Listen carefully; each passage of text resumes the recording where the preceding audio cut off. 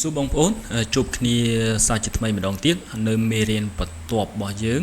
ចំពោះទី1យល់ដឹងអំពី Facebook មេរៀនទី1យល់ដឹងអំពី account Facebook និងការប្រើប្រាស់ account Facebook អញ្ចឹងតដែលក្នុងគោលបំណងនៃមេរៀនហ្នឹងគឺគោលបំណងចម្បងគឺបងប្អូនបន្ទាប់ពីចប់មេរៀនហ្នឹងបងប្អូននឹងបែងចែកនិងស្គាល់កាន់តែច្បាស់ថាតើអីគេទៅជា account Facebook ហើយ account Facebook ហ្នឹងបែងចែកប្រមាណប្រភេទហើយការប្រើប្រាស់របស់វានឹងប្រើប្រាស់បែបម៉េចអញ្ចឹងអានឹងបន្ទាប់ពីយើងចប់នៃមេរៀនទី1ហ្នឹងបងប្អូនយើងនឹងស្គាល់ហើយយើងនឹងដឹងវាច្បាស់អញ្ចឹងពេលហ្នឹងគឺបងប្អូនអាចចាប់ផ្ដើមយល់អំពី Facebook account អញ្ចឹង personal អញ្ចឹង something like that អញ្ចឹងទៅបងប្អូនអូខេអញ្ចឹងទី1 Facebook account ធម្មតាអញ្ចឹងនៅក្នុងនេះគឺ Facebook account គឺខ្ញុំបែងចែកជា3ជូនបងប្អូនគឺទី1ដែលខ្ញុំហៅថា Facebook account ធម្មតាFacebook account ធម្មតាហើយនឹងការប្រើប្រាស់ Facebook account ធម្មតាអញ្ចឹង Facebook account ធម្មតាហ្នឹងមិនទៅបងប្អូនគេហៅថា personal account ហ្នឹង Facebook account ធម្មតាហ្នឹងគឺជា Facebook account ដែលយើងបង្កើតដែលប្រើឈ្មោះយើងតកូលរបស់យើងឧទាហរណ៍ថាឈ្មោះបងប្អូនឈ្មោះថាគេសម្បត្តិ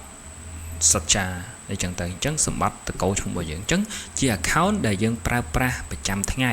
ដែលយើងប្រើប្រាស់និយាយទៅគឺជា facebook.com នៅក្នុងនោះគឺជាប្រភេទ facebook.com បងប្អូនអញ្ចឹង account ប្រភេទហ្នឹងពេលដែលយើងប្រើប្រាស់គឺការប្រើប្រាស់របស់យើងគឺសម្រាប់ការចែករំលែកព័ត៌មានខ្លួនយើងមានន័យថាជាកំណត់ហេតុឬក៏ជាកំណត់ត្រារបស់យើងមានន័យថាម៉េចមានន័យថាយើង check in យើង post រូបរបស់យើង post សកម្មភាពរបស់យើងឆាតជាមួយមិត្តភ័ក្តិផ្សេងដែលជាកំណត់ហេតុជីវិតរបស់យើងនៅលើ Facebook ដែលយើងចង់កត់ត្រាវានៅលើ online digital ដែលវានឹងមិនបាត់បង់រហូតហ្នឹងគឺយើងប្រើប្រាស់នៅលើ account មួយដាច់ដោយ like ដោយមិនពាក់ព័ន្ធជាមួយនឹងអីផ្សេងទាំងអស់អញ្ចឹងមានន័យថាម៉េចមានន័យថាអ្វីដែលយើងកំណត់នឹងត្រូវកំណត់ឲ្យច្បាស់ថា Facebook account របស់យើងដែលយើងប្រើសម្រាប់តំណែងក្នុងឆាកជីវិតរស់នៅរបស់យើងធម្មតាហ្នឹងមិនបាច់កុំបាច់ឲ្យពាក់ព័ន្ធជាមួយនឹង account Facebook អីផ្សេងឬក៏ page អីផ្សេងគួរតែប្រើវាឲ្យដាច់ដោយ like កុំឲ្យច្បោកច្បល់ជាមួយនឹង page ជាមួយនឹង group ឬក៏អីផ្សេងហ្នឹងអញ្ចឹងទើបធ្វើឲ្យ account របស់យើងនឹងវារឹងមាំហើយព័ត៌មាននៅក្នុង account របស់យើងនឹងវារក្សាទុកល្អហើយយើងអាចត្រឡប់មកមើលវិញដោយមិនមានភាពរញ៉េរញ៉ៃព្រោះអីគេព្រោះ Facebook ពាក្យថា face ហ្នឹងគឺមុខ box វាដូចជាសភៅកំណត់ហេតុនៃជីវិតរបស់មនុស្សម្នាក់តាំងពីចាប់ផ្ដើមរហូតដល់ទីបំផុតនៃបញ្ចប់អីចឹងទៅអញ្ចឹងវានឹងកត់ត្រារាល់សកម្មភាពរាល់កំណត់ហេតុជីវិតរាល់ការចូលរួមវីដេអូក្តីជាមួយមិត្តភ័ក្តិបងប្អូនឬក៏ឆាកជីវិតរបស់យើងដែលយើងចង់រក្សាវាទុកនៅក្នុង account មួយហ្នឹងគឺវាអាចទុកបានរាប់សិបឆ្នាំលុះត្រាតែយើងទោះបីជាយើងស្លាប់បាត់ទៅ account របស់យើងក៏នៅដែរអញ្ចឹងមានន័យថាម៉េចមានន័យថាទិន្នន័យទាំងអស់ហ្នឹងគឺយើង Facebook វាជាអ្នកទុកឲ្យយើងទាំងអស់ហើយសំខាន់គឺយើងប្រើវាឲ្យស្រួលហើយគោលបំណងរបស់យើងគឺដើម្បីកត់ត្រាឬក៏ជាសកម្មភាពរបស់យើងផ្ទាល់ខ្លួនកុំឲ្យពាក់ព័ន្ធជាមួយនឹងអីគេផ្សេងឬក៏របរអាជីវកម្មផ្សេងទៅអញ្ចឹងវាធ្វើឲ្យ account របស់យើងហ្នឹងវារឹងមាំវាល្អអញ្ចឹងអានឹងហើយគឺគេហៅថា account ធម្មតាឬគេហៅថា personal account អញ្ចឹងខ្ញុំបញ្ជាក់ម្ដងទៀតការប្រើប្រាស់របស់វាគឺសម្រាប់តែpost ឬក៏អីគេតទៅមួយខ្លួនឯងទី2 Facebook account ប្រើជា admin អញ្ចឹងបើបងប្អូនជាអ្នកប្រើប្រាស់ធម្មតាដែលគាត់អត់ដឹងជួនកាលគាត់យក account Facebook របស់គាត់ហ្នឹងបង្កើត page ផងកាន់ជា admin ផង post ចូល group ផងគាត់ share ផងគាត់ comment ផងគាត់អីផងប៉ាត់ណាអញ្ចឹងទៅអញ្ចឹងក្នុងពេលនេះគឺបងប្អូនត្រូវដឹងហើយត្រូវបែងចែកឲ្យច្បាស់ account personal កុំឲ្យបូកឡំជាមួយនឹង account ផ្សេងអីសោះអញ្ចឹងយើងត្រូវកំណត់ច្បាស់ថាadmin ជា account ណាហើយ personal account របស់យើងដែលយើងប្រើសម្រាប់ទំនាក់ទំនងមិត្តភ័ក្តិហ្នឹងជាស្អីគេអញ្ចឹងដោយសារ Facebook ឥឡូវវាបើកឯណា personal professional mode ក៏ដោយអីក៏ដោយបងប្អូនបើសិនជាបងប្អូនគិតថា account ដែលយើងប្រើហ្នឹងគឺសម្រាប់តែខ្លួនយើងកុំទៅចាំបាច់ប្រើវាឲ្យរញ៉េរញ៉ៃនៅក្នុង account personal របស់យើងហ្នឹងអីអានេះគឺជាការលើកទឹកចិត្តរបស់ខ្ញុំអញ្ចឹងតដែលអញ្ចឹងទី2គឺ Facebook account ដែលយើងប្រើជា admin អញ្ចឹង account ហ្នឹងគឺបងប្អូនត្រូវមាន account ដែលយើងបង្កើតមួយទៀតដែលយើងប្រើសម្រាប់ admin បើសិនជាថ្ងៃក្រោយទៅគឺបងប្អូនមាន page មានអីគឺ account admin នឹងហើយជាអ្នកគ្រប់គ្រងកាន់ page ជាអ្នក post ជាអ្នកគ្រប់គ្រង page មើលការខុសត្រូវលើ page ហើយវាតែម្នាក់គត់มันអាចយកទៅប្រើអីផ្សេងបានទេក្នុងការ share ហ្នឹងឯងគឺយើងអត់ប្រើ account admin ទេអញ្ចឹងពាក្យថា account admin គឺគោលការប្រើប្រាស់ចម្បងរបស់វាហ្នឹងគឺសម្រាប់តែគ្រប់គ្រង page គ្រប់គ្រងaccount page របស់យើងមិនស្អីយើងមាន1ឬក៏មាន2ឬក៏មាន3 page 10 page ហ្នឹងអញ្ចឹងយើងកំណត់ទៅថា account Facebook ណាប្រើគ្រប់គ្រង page ណាអូខេបងប្អូនអញ្ចឹងតាមយោបល់របស់ខ្ញុំគិតថា admin មួយ admin កុំគួរតែដាក់ page លើសពី5អីអញ្ចឹងមានន័យថា admin មួយគឺយើងប្រើ page យ៉ាងច្រើន5 page ទៅបានហើយអញ្ចឹងបើបងប្អូនមិនមានជា page អីច្រើនទេ admin មួយហ្នឹងគឺគ្រប់គ្រាន់ហើយប៉ុន្តែបើបងប្អូនមាន page លើសពី5ឡើងទៅគួរតែមាន account admin 2ឬក៏3អញ្ចឹងទៅបងប្អូនអញ្ចឹងបងប្អូនយល់ហើយណា personal account ផ្សេង account ប្រើសម្រាប់ជា admin ផ្សេង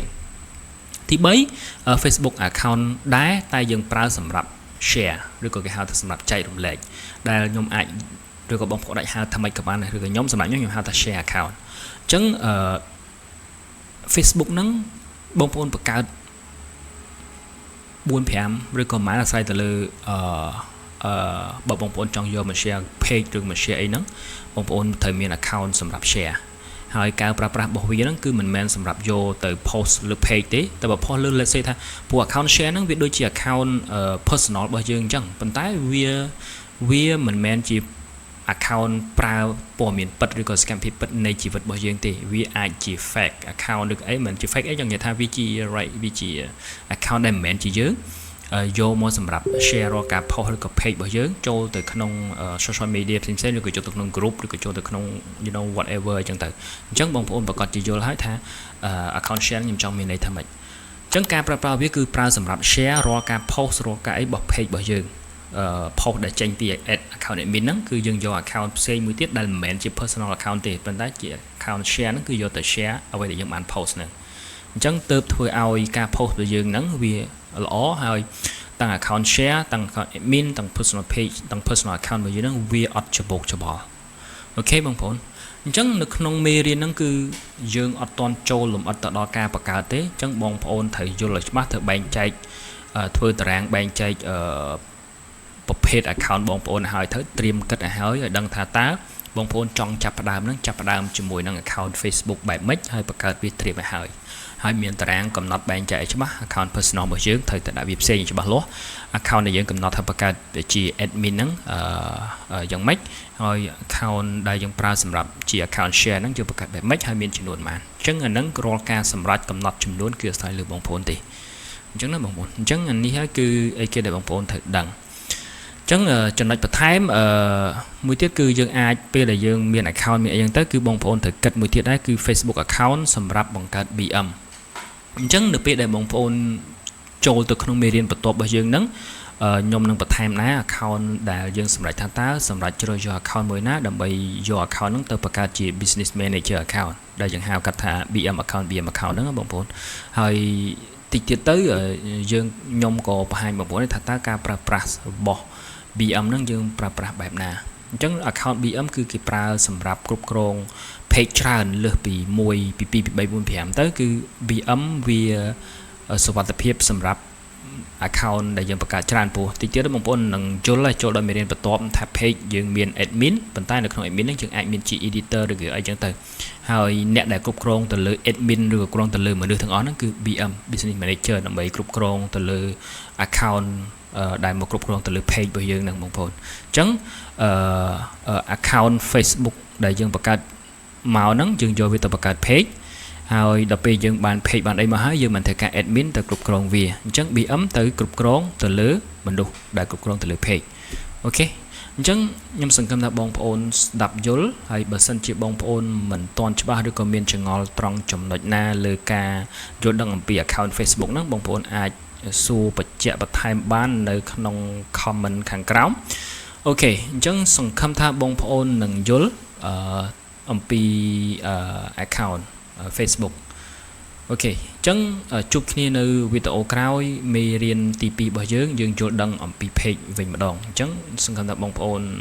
mình chờ làm thế hãy cầm nốt về cho bạn tới mặt đòn tiết